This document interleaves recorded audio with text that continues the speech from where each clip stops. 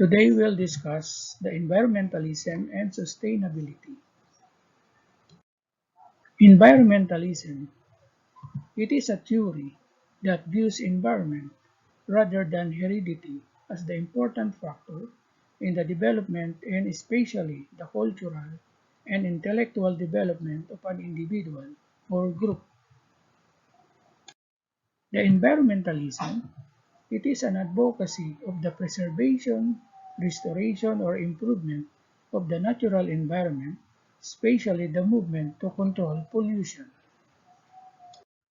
On the other hand, environmentalism refers to the social movement an associated body of thought that expresses concern for the state of the natural environment and seeks to limit the impact of the human activities on the environment. The significance of environmentalism can be described as a social movement or as an ideology focused on the welfare of the environment.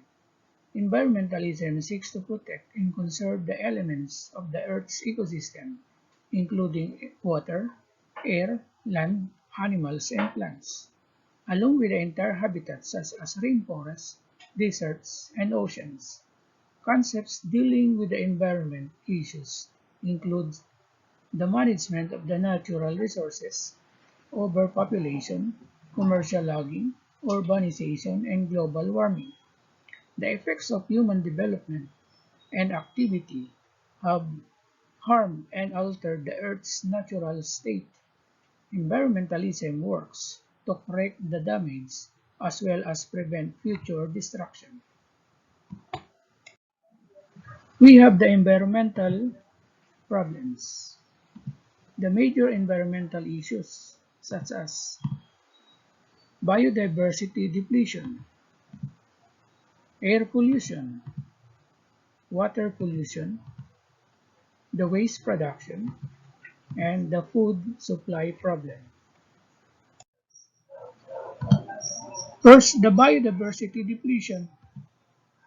Biodiversity or biological diversity is a term that refers to the number of genes, species, individual organisms within a given species, and biological communities within a defined geographic area ranging from the smallest ecosystem to the global biosphere. The air pollution.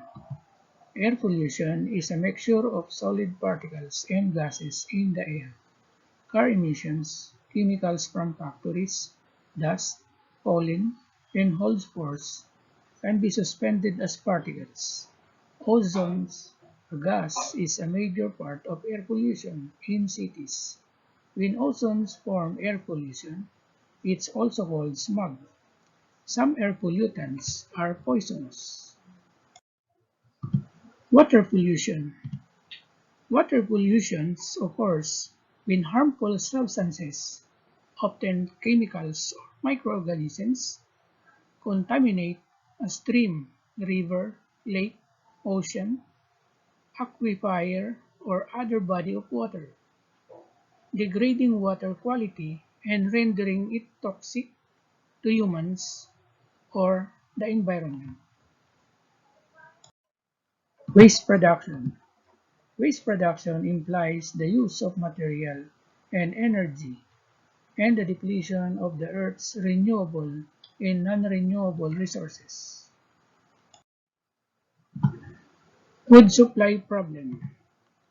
A food supply chain or food system refers to the processes that describe how food from a farm ends up on our tables.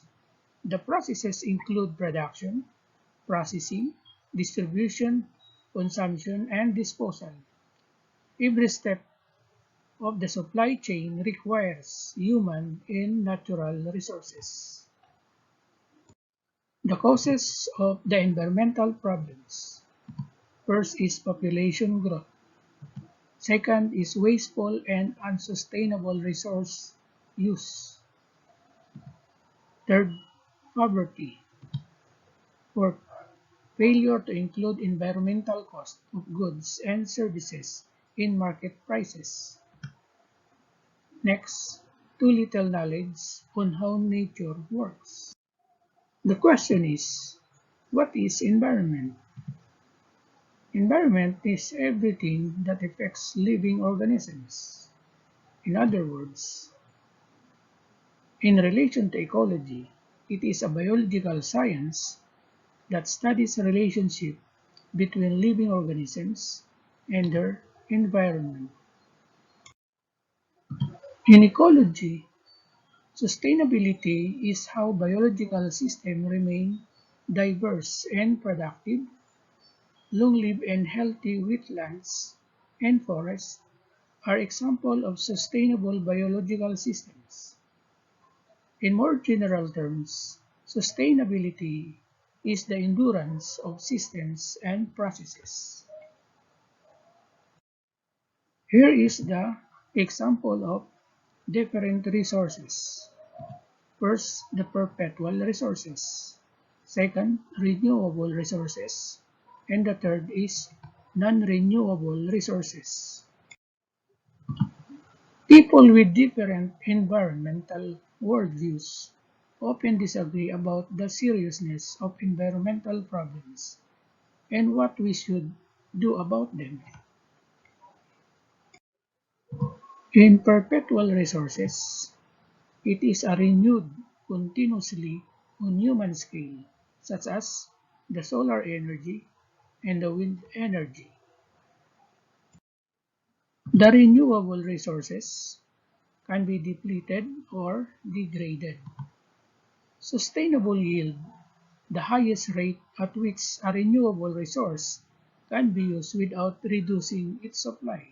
Example, overfarming the land leading to soil erosion, clear-cutting forests.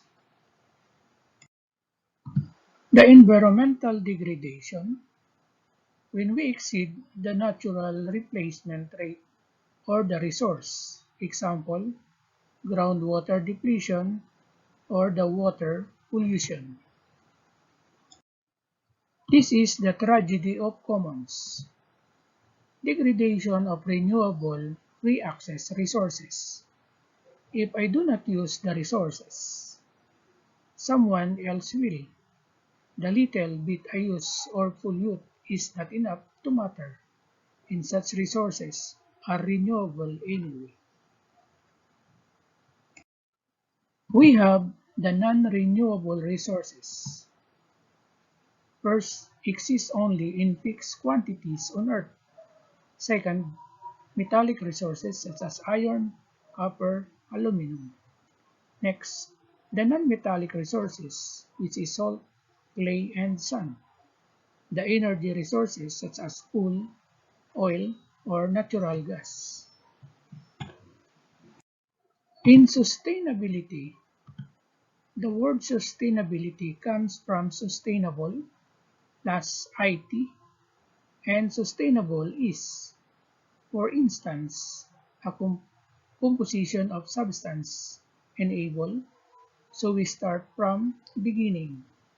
To sustain means give support to hold up, to bear, or to keep up. In some other word, what is sustainability? Then, sustainable is an adjective for something that is able to be sustained. Example, something that is bearable, incapable of being continued at a certain level. In the end, sustainability can perhaps be seen as the processes by which something is kept at a certain level. The question is, what is an environmental sustainable society?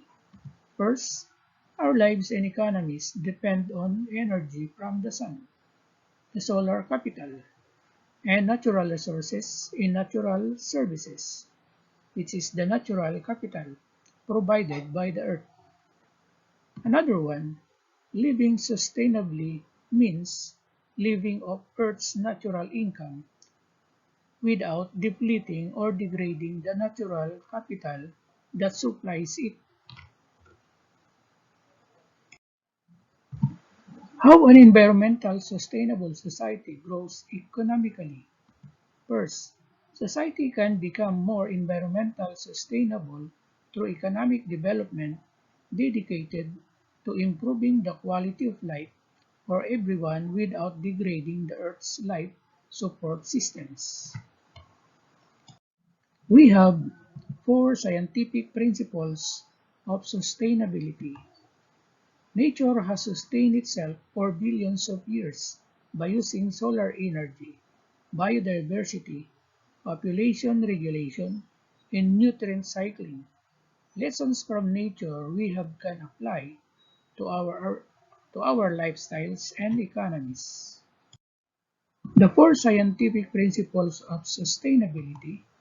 First, we have the reliance on solar energy, then the biodiversity, the nutrient cycling, and the population control. In the reliance on solar energy, the solar power is energy that is derived from the sun. It can be used to generate electricity for homes, businesses, and communities. Solar power systems work by obtaining the sun's energy and converting into electricity using solar panels or concentrated power, with the cost of implementing solar power dropping rapidly. The ability to use the sun as the sustainable energy source is not only realistic but also on the on the rise. In biodiversity, it is a term used to describe the enormous variety of life on Earth. It can be used more specifically to refer to all the species on one region or ecosystem. The biodiversity refers to every living thing, including plants, bacteria, animals, and humans. The nutrient cycling, it is a term flux of nutrients within and between the various biotic or abiotic pools in which nutrients occur in the soil environment. The last one is the population control. It is a practice of artificially maintaining the size of any population. In learning to live more sustainably, we have the current emphasis versus the sustainability emphasis. First, in population cleanup, the answer is population prevention. In the waste disposal, bury or burn, the answer is the waste prevention. In protecting species, the answer is protecting habitat. In environmental degradation, the answer is environmental restoration. In increasing resource use, the answer is less resource waste. The next one is population growth. The answer is population stabilization. And the last one is depleting and degrading natural capital. The answer is protecting natural capital. When Taal volcano erupted in the early days of 2020, several netizens called not only for the rescue of human beings, but also of beasts, farm animals, and pets. This is not surprising at all because animals have their rights, in that Filipinos in general are animal lovers. There are Filipinos even who disclose that they could not dare to eat the food prepared from the animals that they personally raise in their backyard. This only proves that the human being cannot really harm other beings on the earth itself as a whole if the only he or she understands properly his or her role and connection with them. From the previous lessons, we already learned that our anthropocentric or nakasentro sa tao understanding of the environment has led to its destruction. Because the environment was merely seen as a thing to be used to satisfy human needs, it resulted to environmental abuse and the decline of environmental health. And now, we are reaping its negative effects, the global devastation brought about by climate change. It is in this setting that environmentalisms come into view. Environmentalism is comprised of many related ideas and advocacies that address the various environmental issues and concerns. One important perspective from environmentalism is environmental ethics. This ethics for the environment examines how we as human person relate with the earth in all within it. It also frames a critical understanding on how our human activities create an impact to the environment. Aside from what has been already stated above, environmental ethics also contributes the following. Letter A. It serves as a basis for reflecting on how our actions show our regard for nature. Letter B. It guides us in upholding the welfare of the environment. Letter C. It also encourages governments, institutions, corporations, and other related organizations to commit to a responsible action for the environment. And the last one, it demands environmental justice, a concept that calls for a fair distribution of environmental benefits, as well as the burden of meeting the effects of climate and other environmental changes. One of the major concepts that goes along with environmentalism is sustainability or sustainable development.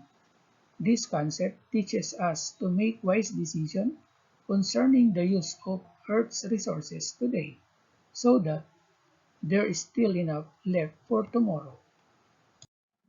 This principle, in other words, calls us to think for others, including those who are yet to be born in the future, as we use and consume the resources of the planet in our generation. To put it simply, sustainability is like eating your meal, being satisfied with it to a certain extent, but you have to consciously leave some food on the table, which is good enough to meet the needs of those who have yet to arrive and eat. Sustainability is founded in three important principles. First, the environmental integrity. It refers to maintaining the state of the environment in the midst of human activities.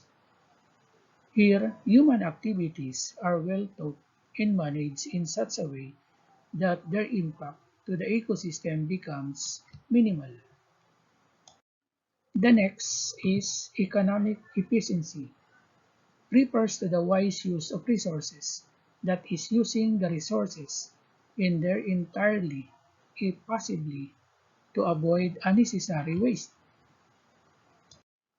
The next is equity, demands that we use our natural resources in such a manner that these are conserved so that the next generation will be able to use them. In prudence, it is the ability to discipline and govern one's action and behavior. Next is frugality, the quality of being economical on the use of one's resources.